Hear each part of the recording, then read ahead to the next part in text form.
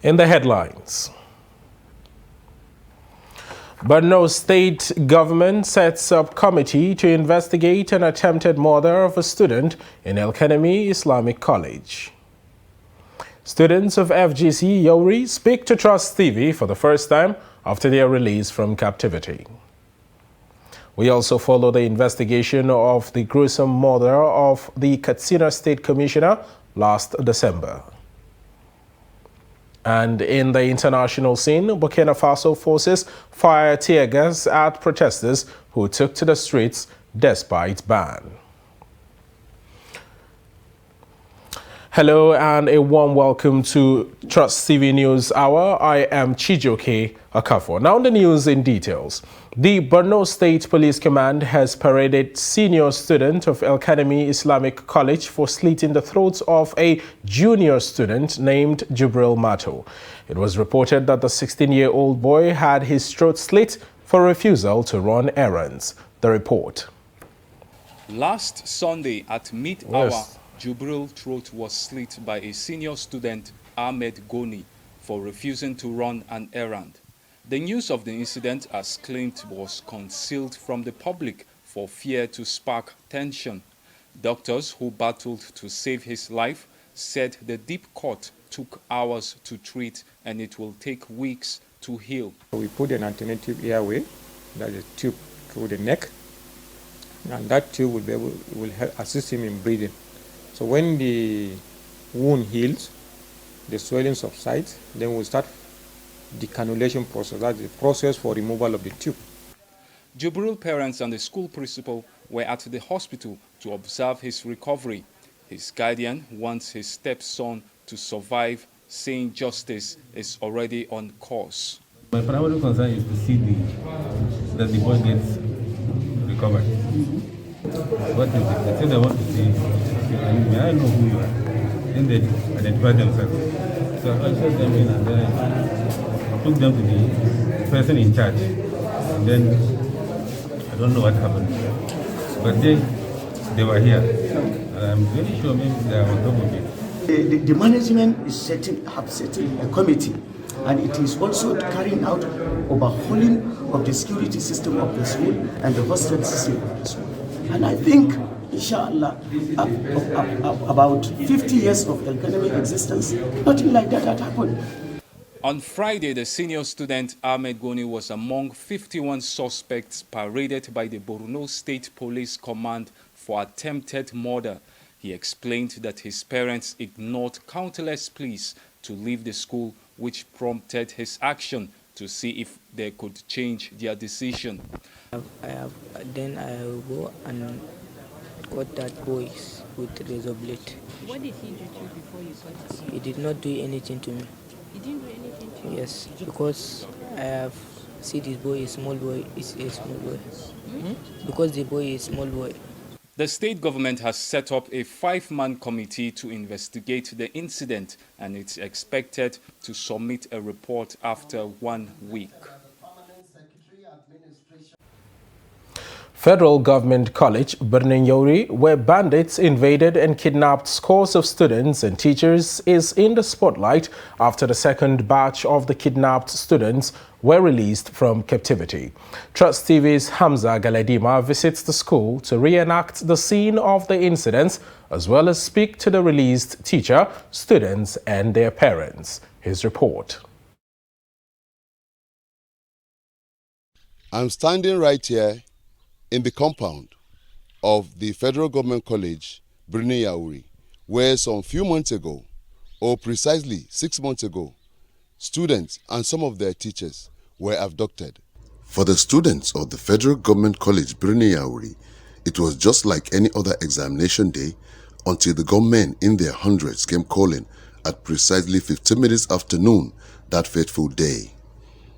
The emergence of the gunmen sent students and their teachers running for safety in all directions in the effort to evade bullets that were flying in all directions. Many of the students and teachers were lucky to escape out of the school premises, but others were not so lucky and took refuge in the newly constructed examination hall, from where the gunmen forcefully took them hostage along with some of their teachers. I am standing here in inside the exam hall from where the students were abducted from. Now, you can see this is a piece of paper that was left here. It is paper from the examination that was being held on that day. And from the paper, I can see subject, financial accounting class, SS2, objectives. And it is labeled Federal Government College, Birnin Yauri. The children were writing this paper when the kidnappers or the gunmen came. Some of the teachers that were there that fateful day recounts their experience in an interview with Trust TV News in the premises of the school. Really, we were at our section, staff nursery and primary school. So we don't know what is happening. We only saw people running, that the bandits have came in.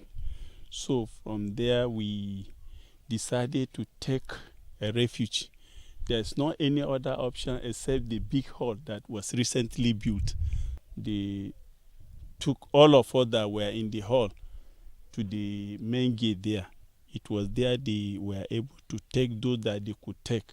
Because when we got there, the big boss there, they asked us, where is the driver? We say none of the driver was around. So there was a parent that came with a helos. So he decided to because of the incident, he left the helo there with the kids. So they took that helo and they packed those they could pack. Even my wife was among those they took. They went with her. So I too narrowly escaped because they asked me to climb their bike. I climbed it 3 times. When I climbed it, they would tell me to drop down. That was how I was left behind. But those bandits, they penetrate all places. They ran after the student. On my way to try to escape, I come in contact with one. We drag gun together. He tried to shoot. So I raised the gun up. My phone fall down. He took my phone. Then there's a security that ran after him. From there, he picked my phone. Then he ran with the phone. Then I escaped inside the library. So they see a staff running towards this exam hall. He lie down. They follow him because he wear jeans and other top shirt. They were thinking he's one of the Mopu. But when they searched him, they did not see any gun with him. I was far distant observing what was happening here. Some of them go and sit down in the pavilion watching, asking they should hito now. Students are running eta to save their life. There's a person, one of the store man, escaping the student to this big exam hall. Many students were being saved while some run to the staff quarters, some run inside the library with some teacher. Teacher tried their all means, but students could not keep their mouth shut. Engineer Attahiru Birnin Yauri is a father to one of the students captured by the bandits, and in this interview recalls when the news was broken to him about the kidnap of his child. Well, it will take a longer time to express my reaction, honestly, because I received a phone call from my wife that this is what is happening in Yauri. So I thought it was a drama. Not until when this bandit sent us a picture. Then immediately they sent the pictures. I saw my boy among. Honestly, I fainted. Honestly, I could not eat about 2 days. It was when my friends and relatives came to plead on the incidents, begging me to have something to eat before I got something to eat.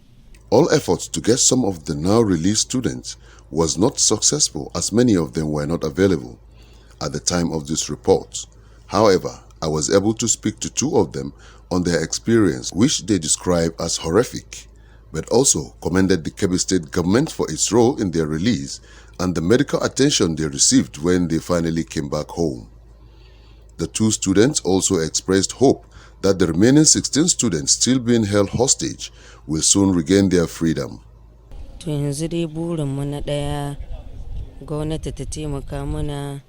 We are pleading to the government to rescue our classmates that are still being held captive. The saga of their captivity may be coming to an end, But the one question on everybody's mind is what will now happen to their studies that was cut short 7 months ago. Hamza Galadi Mazuru, Trust TV News from Birnin Kebbi. Meanwhile, police in Zaria has arrested a suspect identified as Kabir, who abducted and killed an 8-year-old Asmau, also known as Husna, after collecting a ransom of over 3 million naira from her parents in Zaria. Reports say the suspect, who is a neighbor to Asmau, lured her and handed her over to his accomplices. The father of the deceased, Shuaibu Wa'alamu, while speaking to journalists in Zaria, said the abduction took place on December 9th. Meanwhile, reports say the suspect is being interrogated in Zaria, Kaduna State. Who gives us an update on the 8-year-old Asmau's mother.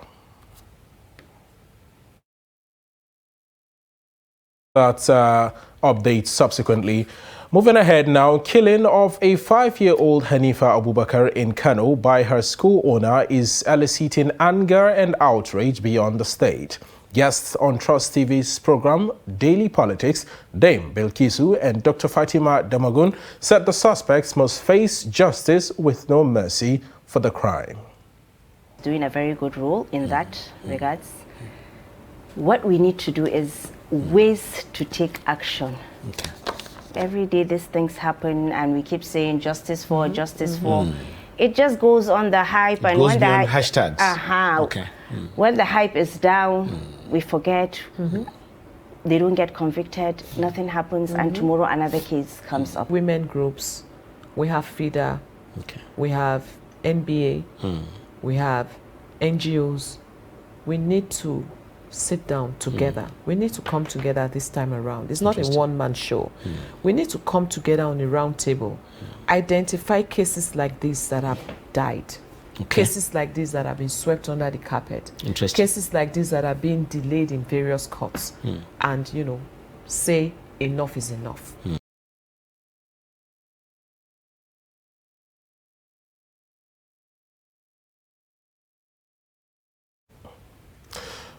Months after the brutal murder of the Katsina State Commissioner for Science and Technology, Dr. Rabi Nasir, the question many people are asking is how far has investigation into the matter gone? Concerned citizens, human rights activists, civil society organizations and other public commentators in Katsina are curious to know whether any breakthrough is achieved on investigations into the matter so far. Trust TV's Abdullahi Yamadi has details of the report. During a visit to Fatima Shema housing estate in Katsina, the residents who are still in grief over the unfortunate assassination of the former commissioner said the murder will remain indelible in their minds. They say since the painful killing, people are living in fears of uncertainty and what next will happen or who will be the next target. They should do their investigation, maybe those that came into the estate, whatever it is they can do. They should just try and see how they can corrupt the street. You know, we felt like this place is no longer as secure as it used to be. Because, you know, before you enter this place at night, and even if they don't know you in the afternoon, they actually mark you. Members of human rights groups and civil society organizations in Katsina State who are concerned about the alleged assassination called on security operatives to go deep into the matter to unravel the perpetrators and make sure they are prosecuted accordingly. Had the news shock that he was assassinated by unknown persons. Therefore, we are still waiting for the investigation, the outcome of the investigation by the security personnel. As civil society organizations, that is our major responsibility and that is our major challenge. It is our civic duty to see that those people who killed Rabi Nasir are brought to justice. Most of the streets in Fatima Shema housing estate look deserted and isolated as only few people were spotted by Trust television camera during a visit to the area. But unfortunately, after this incident, just leave everything to God, and then we hope that the security agencies represented here, being the civil defense, will actually take the security of this estate very seriously. Done, and it should be served. So I think the security agencies should try their best to see what they can do to unravel those that are behind this. That way, to even make the rest of us living in the estate to be more secure that okay, they are doing something about it. But if they just sweep it under the carpet and they don't do anything about it. While at the residence of Dr. Rabe Nasir, where he was assassinated, only one private security guard was spotted by the gate as people, including newcomers, move in and out of the estate freely without any interrogation at the main entrance. Some family members of the late Dr. Rabe Nasir, who declined to comment on camera, said they are still trying to put the unfortunate situation behind them and leave everything in the hands of God. I appreciate the commitment of security operatives in uncovering the culprits and their collaborators. Sources close to Katsina State Police Command confirmed that several arrests have been made beside that of the immediate past Permanent Secretary of the Ministry of Science and Technology, Alhaji Yusuf Muazu. The source also confirmed that the watchman and the cook to the former commissioner were arrested and are being investigated, beside other several arrests made in connection with the gruesome murder. The Police Public Relations Officer, Katsina State Police Command SP Gambo Isa, who chose to comment only on the efforts being made by securities towards bringing the suspected assassins to justice, remain adamant on the number of people arrested and their level of involvement into the matter. The command is doing everything possible. We are following lead and we are very close. I don't want to say anything, but I'm assuring you that very soon we are going to come up and brief you on the success we've recorded. We are getting somewhere in the investigation. At the moment, observers say investigations into the killing of the former Commissioner of Science and Technology, Dr. Rabe Nasir, will serve as another litmus test, especially to securities and the judiciary in Katsina State. Abdullahi Ismail Ahmadi, Cross Television News, Katsina.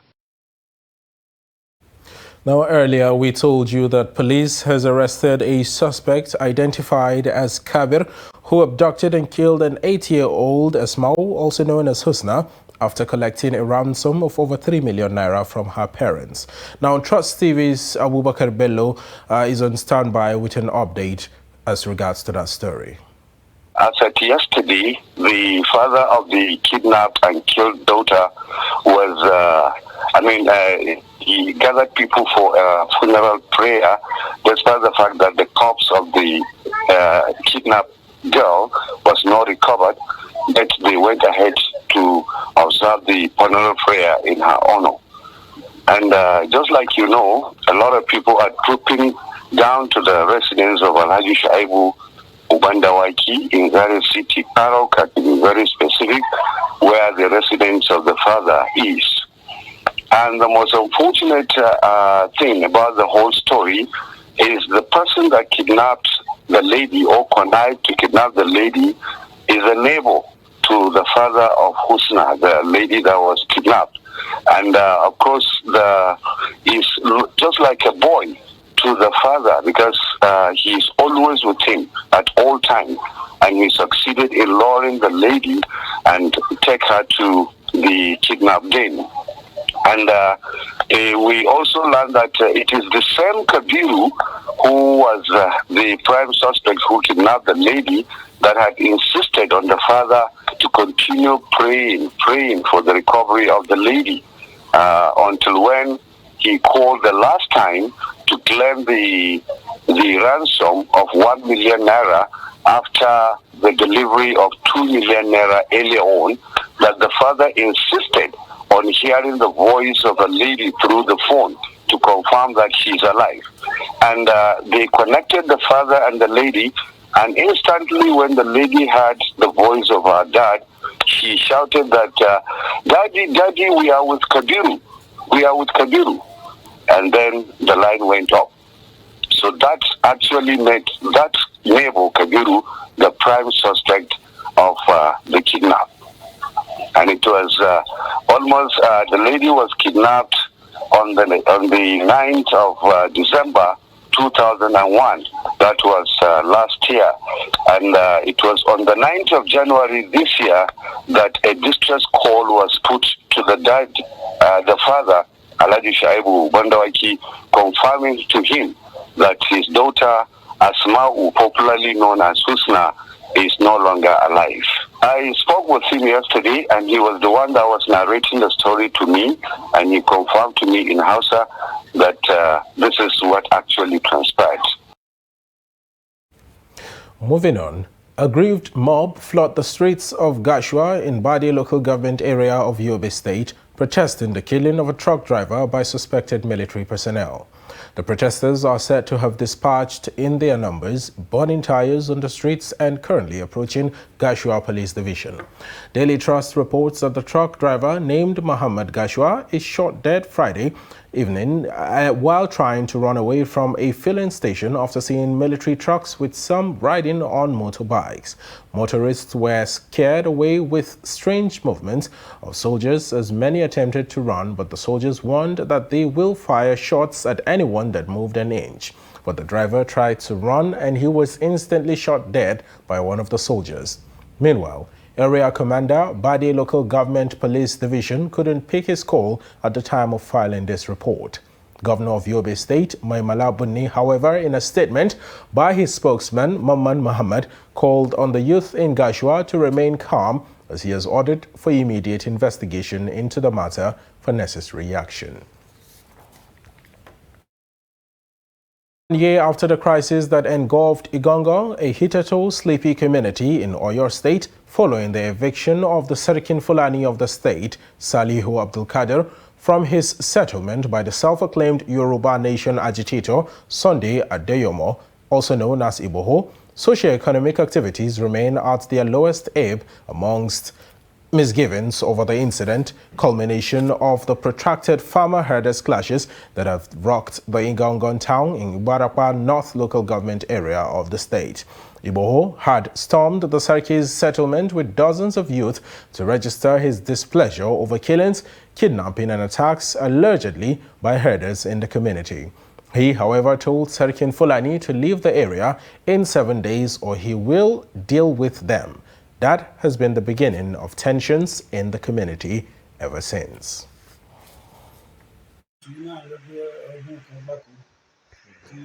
It is a record that only 3 Yoruba persons were kidnapped in Igongo since the problem started. I lost my younger brother in the process. We lost several of my kinsmen. You cannot even count the numbers of cows that were roasted.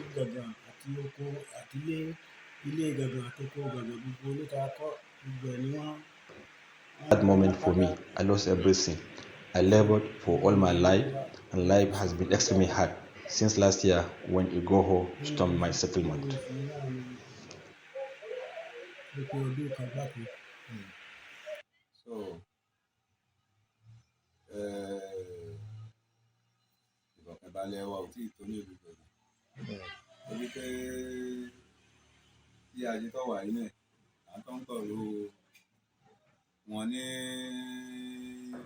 One year after, I can tell you we still don't have peace in the community. Once in a while, we hear of 1 or 2 attacks in Igongo environs. So far, we have been relying on the vigilante and hunters to secure the community.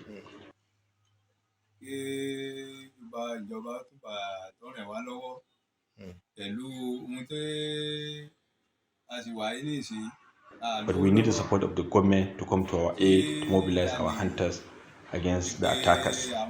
Farmers can now go to farm without fear or intimidation.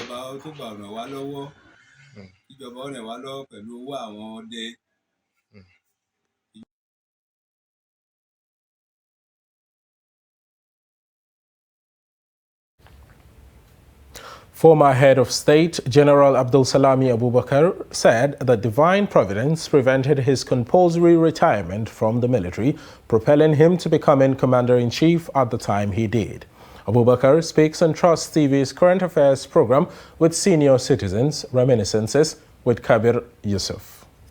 Naturally, when I come to the office, no matter who is with General Abacha, I normally just go in and meet him, and maybe he will say, okay, wait, let me finish with this gentleman, or he will ask the fellow to give us chance. To my surprise, when I came, as I was climbing the steps, somebody said no. He said you have to wait in the waiting room. So to my surprise, I was in the waiting room for over 30, 40 minutes. Then I kept wondering, what is happening?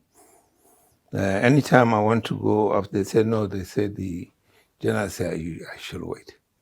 So after about 30 minutes to 40 minutes waiting, then late Kumasi, Ahmadu Kumasi, who was the Inspector General of Ibrahim Kumasi, who was the Inspector General of Police, came to where I was sitting. He said, please come. So instead of going up to the office, we followed out. He said, no, we are going to the house. Then indeed he was in the process. He told me, look, unfortunately, General Abacha has passed out in the night.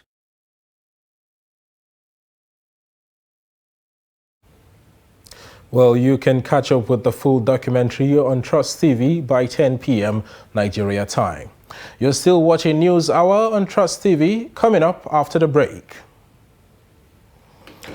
How rice revolution affects price.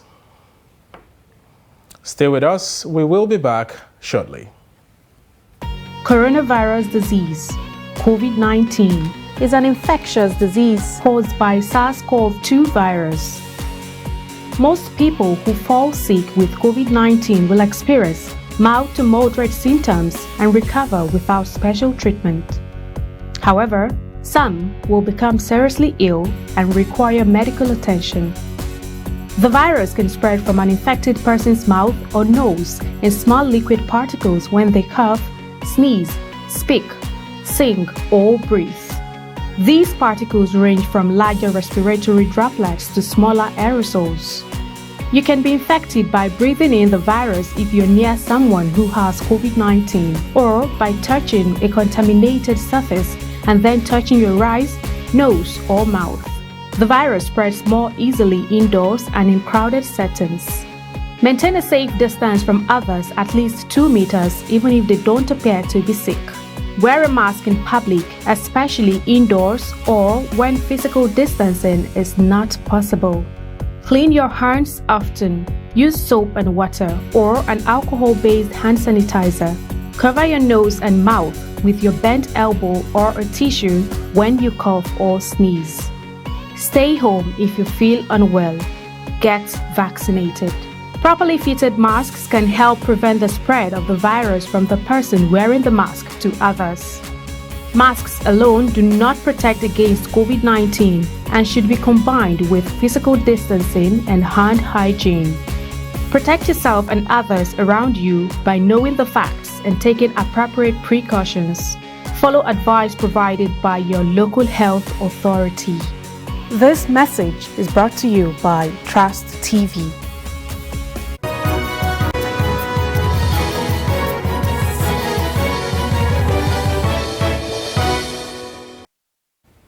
And you're welcome back. If you've just tuned in, this is News Hour on Trust TV. Now a reminder of our top stories. You heard the Borno State Police Command has paraded senior student of El-Kanemi Islamic College for slitting the throat of a junior student named Jibril Mato. And Federal Government College, Birnin Yauri, where bandits invaded and kidnapped scores of students and teachers, is in the spotlight after the second batch of the kidnapped students are released from captivity. Moving on to other news now. An early morning inferno on Saturday gutted a shopping complex at number 1 Folushaw Hall, Kulende Junction, Shango area of Ilorin, destroying property and goods worth millions of naira. The outbreak affected 4 out of the 24 shops in the complex, while quick intervention of the men of the Kwara State Fire Service saved the complex from being totally razed by the raging inferno. Confirming the development to journalists in Ilorin, the Fire Service State Director, John Falade, said the inferno occurred as a result of careless attitude by one anonymous person in the area who deliberately set some abandoned tires on fire. He therefore urged the residents to always be careful and desist from burning tires and bush indiscriminately to avoid destruction of property and ensure safety of lives. Price of rice remains where it is even after launch of rice revolution by President Muhammadu Buhari on Tuesday in Abuja.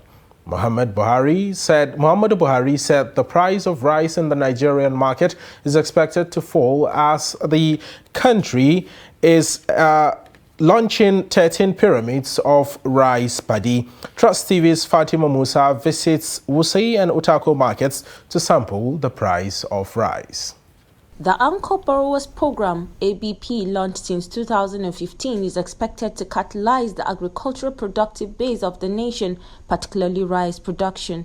Consistent with this, last Tuesday, President Buhari launched Rice Revolution in Abuja, where he commended the Central Bank of Nigeria for its effort at providing the country's farmers with ready buyers of their produce. The president acknowledged that the rice revolution will curb massive rice smuggling. However, few days after the epoch-making launch, sellers and buyers of rice say price vary in the market.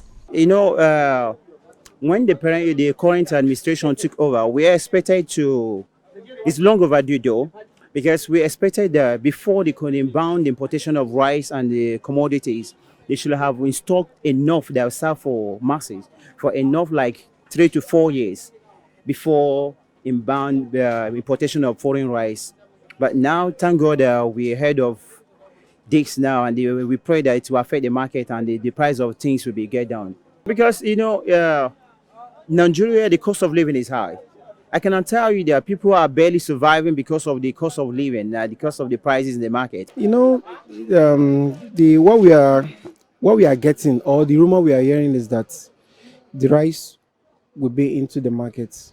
So it's a nice one, but I don't think if the rice is being introduced into the market, it won't help. I don't think it will bring the cost of the normal rice in the market down, because that one is from the federal government. So we still have local rices. We have a local firm that produces rice, and we still have the foreign rice. So bringing that pyramid rice to the market, I don't think it will solve anything.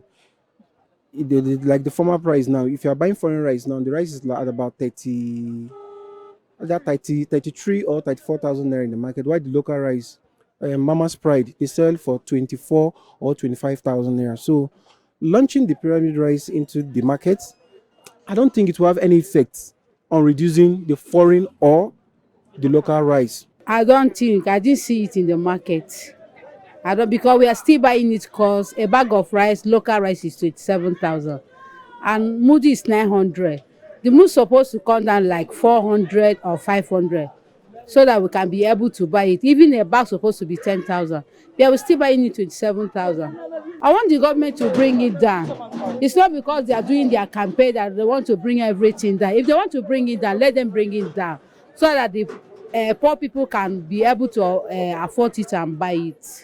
Local, I used to buy 24, 25, 26, but as at last year, December, I think I got around 27,000, which is still very high, and is localized. So I think federal government, they need to do something to bring the price, because they say it's local. So let it be local for a local man to be able to afford it. That is. Probably I would like them to take it down to 15, 16, not more than 16. Because at the end of the day, somebody that is earning 30,000 a month can be able to afford at least half bag or 3/4 of the product. That's what we are praying for. They said they expected a reduction in price of rice after the launch, pleading with the government to keep to their words. Fatima Musa, Trust TV News, Abuja. And you're welcome back. We are now being joined by Mohammed Ali Baba, who is a special assistant to the national president of Rice Farmers Association of Nigeria, RIFAN. And he is also a development finance expert, and he retired from the Central Bank of Nigeria back in 2018. You're very much welcome, sir. Thank you very much. Now, we saw that last Tuesday, President Muhammadu Buhari launched the Rice Revolution here in Abuja with 13 pyramids of rice, pledging also that rice would go down in the coming weeks. But from the market survey that our reporter went for today, nothing has changed. When do you think Nigerians should be expecting this change in price of rice? Yeah, well, as you rightly observed, he said the changes will come in the coming weeks. So usually when policies or initiatives are announced, there's a lag in transmission, generally. But you see, feelers also from the market, because what you saw there were pyramids of paddy. It takes time to translate them into milled rice. But you see, feelers from the market, even today we confirmed that the prices of paddy, which is raw materials for milled rice, have actually, come down since the pyramids were unveiled. So that even that announcement effect is already taking toll. But by and large, those that have stockpiled their wares must have bought them at the old prices. It's not an easy thing for them to simply translate because of this. Now, Malam Mohammed, you worked with the CBN for a number of years before retiring in 2018. And from reports I have here, it says that the CBN has said it will inject, or it has injected over 90 billion naira into Anchor Borrowers scheme to promote rice farming. Out of this amount, only 77 billion naira has been repaid. Can this scheme be sustained in view of the fact that farmers are not repaying these loans? Now, you have been a part of the CBN and you're currently a part of the RIFAN. These are two bodies that have been working hand in hand to ensure that the common man in Nigeria, the farmer in the grassroots, gets a loan to sustain himself and his family. Yeah, initially there were challenges. Typical of every new initiative, there will be challenges. And in Nigeria, we seem to have an entitlement mentality that anything that comes from government is my share of the national cake. That was at the initial stage, there were that tendency. But every new initiative goes through reformation. We refine them as we move along. So at the moment, there has been improvement in repayment because of the strategies that have been, put in place. Particularly now, we don't deal with individual farmers. We deal with them in clusters. They have contiguous farmlands, so they're usually in groups with leadership, identifiable leadership. So, and part of the orientation is that you don't bring in people with, poor character into your group, because even if it's only one that hasn't paid, it's as if the entire group has not paid. And two, we're also working with the traditional leaders across all the stratas, from the emas to village heads to district heads and the like. And because they are close to the grassroots, they are able to identify farmers that are actually of good character that will repay these loans. And more so, any person that comes through this traditional leadership, they are most likely to comply because they wouldn't be seen to be in the bad books of their leaders at the grassroots. So there has been some, appreciable improvement. Now, we know that the federal government has placed a ban on the importation of rice to boost local production. But still, the preference of Nigerians as to what type of rice to eat still remains in the favor of foreign rice. Do you see Nigerians gradually adopting the usage of local rice anytime soon? Or are we still going to keep going in circles of having smuggled foreign rice into the country just to satisfy the urge of Nigerians who feel like the local rice is not enough? Yeah, by and large, even Nigerian consumers have realized that the Nigerian rice, the quality has tremendously improved, because the old complaint usually were stones and foreign bodies. But with the proliferation of mills all over the place, which are largely private investments, quality improvement machinery and technology has been applied. And luckily for us, as part of the spiral effect, is that even local fabrication of these machines are ongoing. So even small grassroots cottage mills now employ the use of distoners, color sorters, and other quality improvement machinery. But is this accessible to the local farmer? Of course, millers, farmers don't bother about that. Miller, it's a value chain. So you have farmers producing, and then you have millers. And even among the millers, we have different categories. You have the artisanal millers at the grassroots there. You have small-scale millers. You have medium-scale millers. But by and large, most of them are actually employing this technology. But most importantly, we're also embarking on advocacy, because what people don't realize is that this foreign rice, is our orientation. They're actually almost poison, because a lot of them stay in their warehouses, and to maintain their quality, they are often chemicalized. So increasingly, with the health conscious awareness of Nigerians, a lot of them are coming to terms with the fact that these local rice are more farm fresh. They are relatively risk-free in terms of health, because they don't stay long enough to require preservation. Now that brings us to my next question. You said that the foreign rice is more hazardous to health because of chemicals used in preserving it and all. Now, I was going to ask you, rice is a global food. In Asia, in the US, in the UK, everybody eats rice. And Nigeria produces a large amount of this commodity. Do you not think that this is something that we can be exporting to generate revenue for the country, seeing the economic downturn that we are currently faced with as a nation? And if we're going to be exporting this, don't you think other countries will assume that our own rice is also a foreign rice that has been preserved and therefore not good for their health? Yeah, we'll get to the stage of export soon enough, once the local markets are satisfied.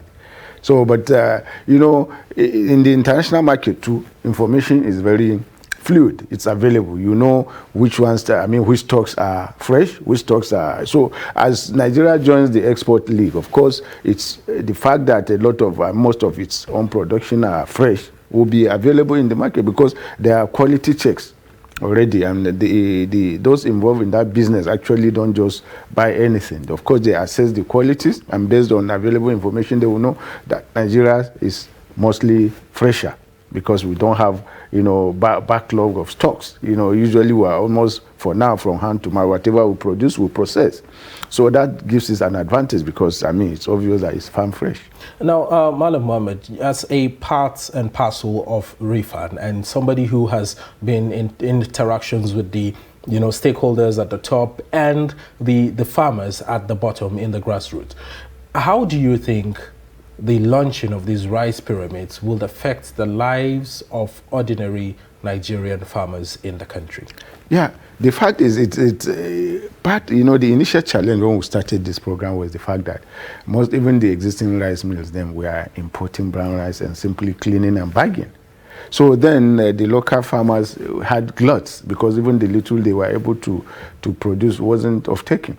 But with the policy you initiated, though we need to correct the fact that Nigeria didn't ban importation of rice, what Nigeria government actually did was to stop allocation of official foreign exchange for importation of rice, because we can produce them. So it's led to conservation of forex. Before the indirectly the ban of rice. Thank you. So before the advent of this program, Nigeria was spending between $1.5 to $2 billion yearly to import rice. So now, virtually, in fact, zero is allocated. So the import, and that is why most of those that are bringing the foreign rice will have to rely on smuggling, because if they have to bring them through the ports, they have to source their own forex, they have to pay duties, they have to pay levies, and then, by and large, if they have to go through that process, there is no way it will compare with our local. It will be astronomically higher And that's why they have to rely on smuggling. But that too, we're working on it because there's a relationship with the Benin Republic now, which used to be the landing port. Increasingly, they are cooperating with Nigeria and stifling the smuggling route now. And in reciprocation, Nigeria is already, RIFA has just signed an MOU with them to facilitate development of their own local rice economy so that they can take advantage legitimately now of ECOWAS and African Free Trade area. So, like I said, what I'm driving at is the fact that the market is awash. You've just mentioned the possibility of export. Already, a lot of these mills are coming up in droves. When we started this, before the commencement of Anko Borough, we didn't have more than 6 integrated rice mills. Now we're heading towards 100, and they're huge integrated ones. And there are so many in the pipelines, not to talk of hundreds and thousands of small scale and even cottage ones. So, and all these are opportunities, market opportunities for farmers. So it's been very, very lucrative for the average farmer. It's all right. Yeah, thank you very much, Malam Muhammad Ali Baba, for your deep insights into this particular discussion. Thank you very much. I have been speaking with Muhammad Ali Baba, who is a special assistant to the National President of Rice Farmers Association of Nigeria, RIFAN, and he is also a development finance expert, and he retired from the CBN back in 2018. Thank you very much once again, sir, for joining us. Thank you so much.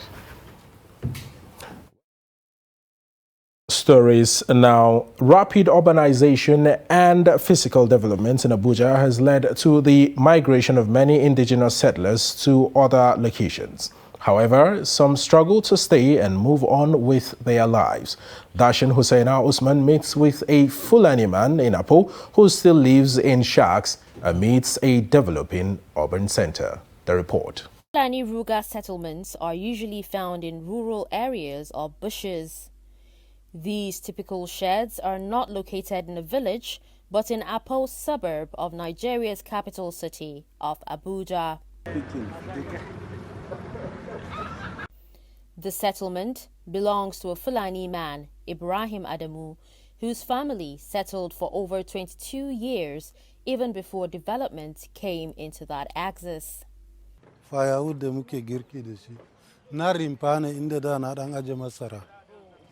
It is an area surrounded by modern-day housing estates, but owner of settlement Ibrahim chooses to live differently by hanging on to his sheds. This place with the Kulan Rugam Filani, I dey here since before this estate start. We dey here. I'm a Filani man. I reached 22 years for this place. So when this estate comes start here, then build them small. So after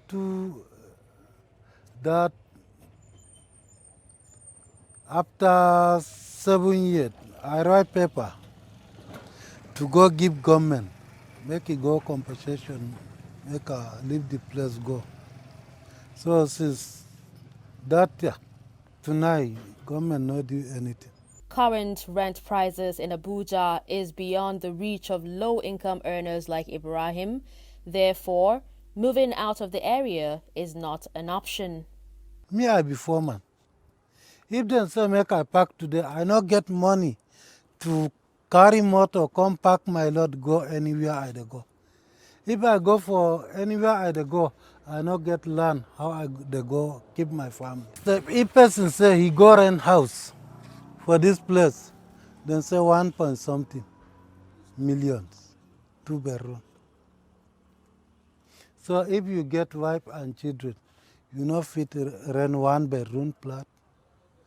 Or if you rent 2 bedroom flat, then tell you 1.5, 1.6, 1.3.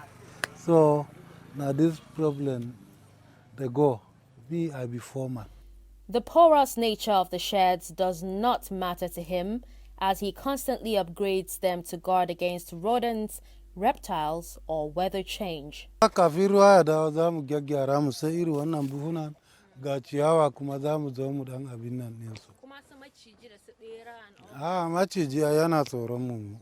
Unlike other Fulani nomads, Ibrahim, a father of 4, neither owns a single cow nor a herd of cattle, but works as a security guard, is also a farmer, while putting his hands into other skills to make ends meet.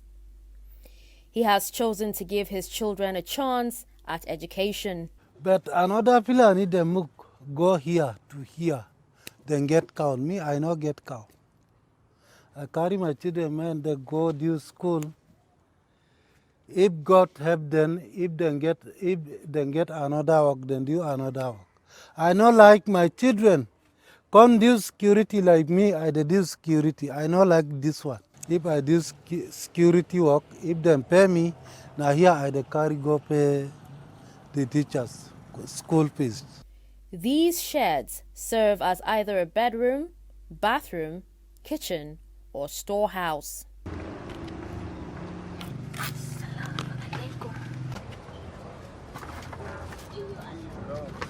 He lives in peace with his neighbors and is only willing to move if government can compensate him. These people, since they come here, no any problem. Me and them, we not get any problem. Everything normal. They respect me, I respect them. Nobody come tell me any bad talk here, no. The estate people come tell me what thing we they do here. I say, me I wait for compensation. So they say how much they give me. I tell make it give me 7 million. They said then give me 150. I said this one too small. If they come pursue me by force here, I go court. I say make a court follow, ask these people. If they pursue me, where I go sit down. I be indigent for Nigeria. I not get any country I go after this country. Darshan Hussaina Usman, Trust TV News.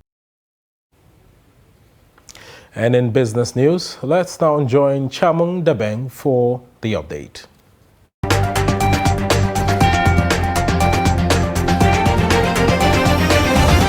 Central Bank of Nigeria, CBN, says Nigeria recorded a foreign exchange inflow of $55.5 billion in 7 months.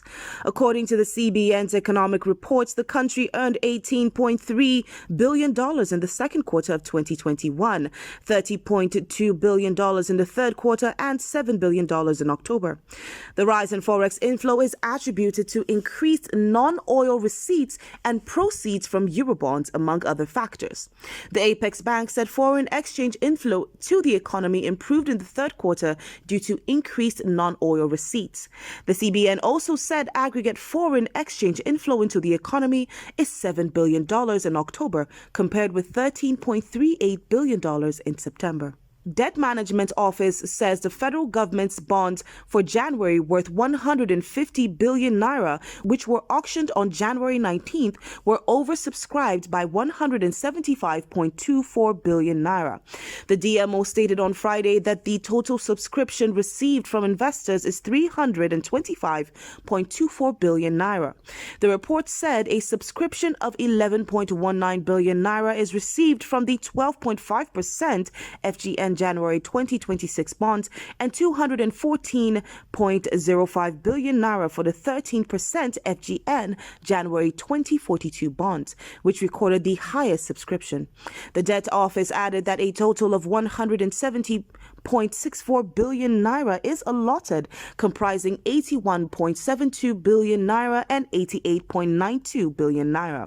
The DMO had earlier released its bond issuance calendar for the first quarter of 2022, which the auction dates being January 19th, February 16th, and March 23rd. Central Bank of Nigeria, CBN, says all import and export operations will require the submission of an electronic invoice authenticated by the authorized dealer banks on the Nigeria Single Window Portal Trade Monitoring System, effective from 1st of February. The CBN stated this on Friday in a circular issued by the Director Trade and Exchange Department, Dr. Ozomena Naji, to all authorized dealers and the public. The new regulation is primarily aimed at achieving accurate value from import and export items in and out of Nigeria. It said an importer and exporter of goods into Nigeria must ensure that the purchase and sale contract with a foreign supplier and buyer stipulates compliance with the obligations set out in this regulation, and that the supplier and seller's invoice must be submitted in electronic format and authenticated by authorized dealer banks as part of the documentation for payment. Infrastructure Concession Regulatory Commission (ICRC) and the Nigerian Shippers Council are set to revive 6 moribund ports whose contracts were signed in 2006. In a statement by the Commission's Acting Director General Mike Ohiani said, when completed, projects would bring the required benefits to the country. The states where the ports are located and the level of progress by the concessionaires are Oyo State 10%, Abia State 5%, Plateau State 29.7%, Kano State 55%, Katsina State 68%, and Borno State 5%. It said the concessionaires complained of poor cooperation from the state governments, mostly delay in meeting their own parts of the agreement, citing land provision as an example, adding that another major challenge is the lack of narrow gauge rail lines in and out of the dry ports, which they noted is important to make the operation of the ports efficient.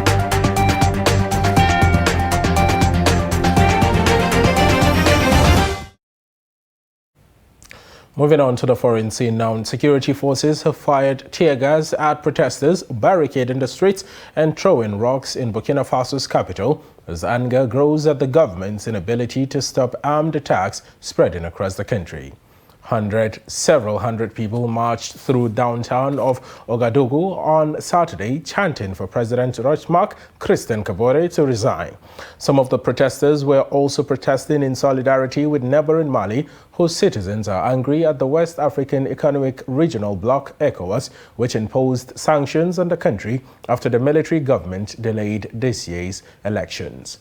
The protest comes amid an escalation in attacks linked to Al-Qaeda and the ISIL or ISIS group that has killed thousands and displaced 1.5 million people. According to the United Nations, nearly 12,000 people were displaced within 2 weeks in December.